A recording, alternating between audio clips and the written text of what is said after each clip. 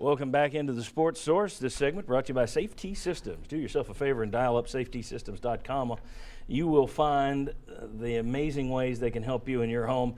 They can entertain you with their terrific home theater setups. It's really amazing what they do there. They can protect you and protect your family, your property, your business with their security systems and life safety systems, fire safety systems for your home, for your office. They can also automate your home. You'll be impressed with Safety Systems. Want to remind you, coming up today on Overtime, follow me on Twitter.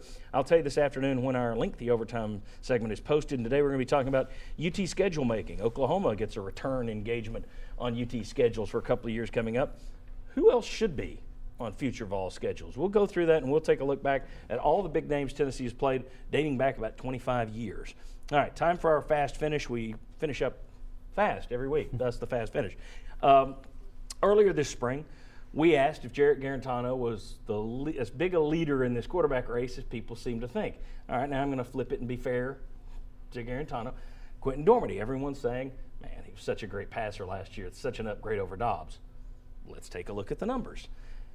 Okay, top numbers are Quinten Dormady's stats from last year. Limited, of course. Completed 61% of his passes.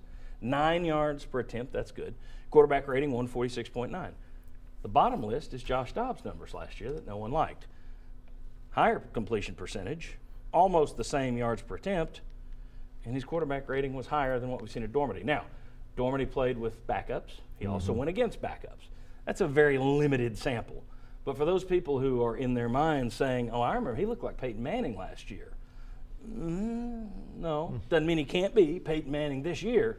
But as we said with Garantano a couple weeks ago, the hype seems to be building a little high on Mr. Garantano and Mr. Dormady both. Anyway, next, for those who wanted Butch Jones fired this past offseason, I went back and looked. I looked at SEC coaches since 1990 who have won at least 8 games in each of the last 2 years, okay? B, and Butch has won 9 his last 2 years. B, finished in the top 25 in both of his last 2 years. C, had no NCAA or off-field issues like Bobby Petrino that would get you fired.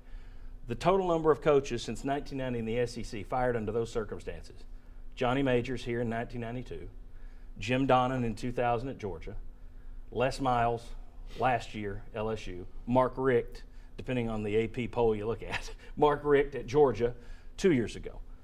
3 of those guys had been in place for more than a decade. And I think once you've done that, you're in the danger zone. Jim Donnan is the only one that's even comparable, and he'd been at Georgia 5 years. So in other words, anybody that was thinking Tennessee was going to fire a guy who went 9-4 and finished in the top 25 the last 2 years, yeah, that doesn't really happen in the SEC with a guy who's still building and who's only been there 4 years. It would be unprecedented. Finally, Mr. Bracketology, Joe Lunardi, has put out his very early list of next year's bracket. He's got 6 teams from the SEC in the NCAA tournament. Tennessee isn't one of them. Texas A&M is in his first 4 out. Tennessee is not. Meaning, according to Lunardi, who's the expert on these things, it's a projection, so who knows, he has Tennessee finishing 8th at best in the SEC. They finished 9th last year. 10 seconds to each of you. Just give me a degree or disagree. Do you think he's wrong about Tennessee this year? I do. You think he's wrong? Yeah, I'm bullish on the Vols. Okay, Bob, bullish or no? Bullish. Yeah, I'm with Jimmy.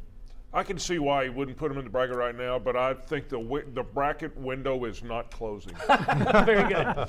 Very good. I'm more bearish than these guys, but still, I think they'll at least be in the mix. All right, we'll see you next Sunday at 11 right back here, WATE. Hope you have a good Easter, and we'll tell you that again next Sunday.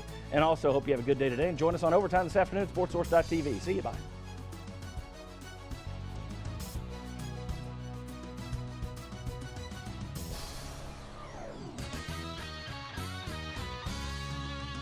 The Sports Source is brought to you by Fast Frame with Heather Whiteside art now available.